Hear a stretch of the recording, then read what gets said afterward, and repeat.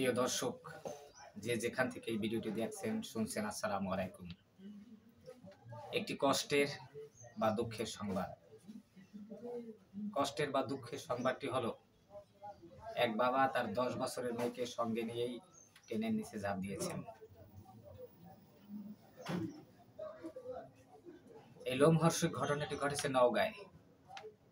গত 2রা ডিসেম্বর সকাল 10:30টার সময় নওগাঁ সদর উপজেলার চকের ব্রিজ রেলগেটের পাশে এই ঘটনাটি ঘটে। কিন্তু কথা হলো, বাবা একাও তো আত্মহত্যা করতে পারতেন, ট্রেনের নিচে ঝাঁপ দিতে পারতেন, কিন্তু তিনি কেন তার মেয়েকে সঙ্গে নিয়েই আত্মহত্যা করলেন? তিনি কেন মেয়ের জীবন নষ্ট করলেন? মেয়ের ভবিষ্যৎ কেন ধ্বংস করে দিলেন? হয়তো বাবা তার মেয়ের ভবিষ্যৎ নিয়ে শঙ্কায় ছিলেন। এই শঙ্কা থেকেই বাবা ও মেয়ের একসঙ্গে আত্মহত্যা, ট্রেনের নিচে ঝাঁপ। নিহতরা হলেন রানীনগর উপজেলা সদরের জিয়ানীপাড়া গ্রামের বাসিন্দা কোরবান আলী ও তার মেয়ে কুহিলি আক্তার।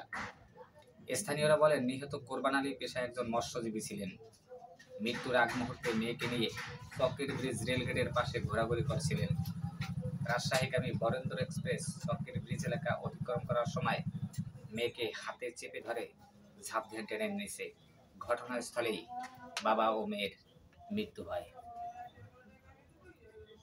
এই নিহত কোরবান আলীর স্বজনদের দাবি হলো, দীর্ঘদিন ধরেই পারিবারিক কলহ চলছিল।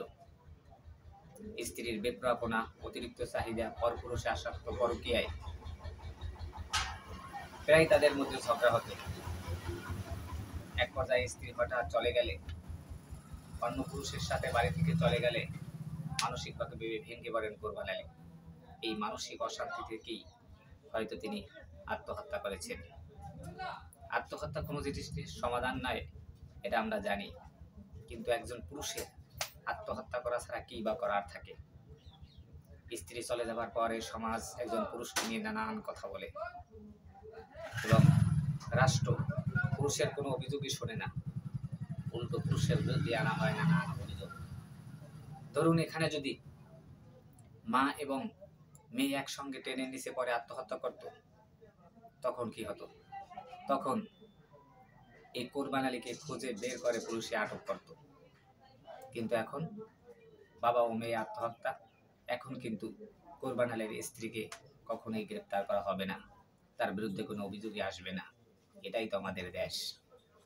প্রিয় দর্শক, আমরা এই চ্যানেলটি তৈরি করেছি সব ধরনের খবর তুলে ধরার জন্য।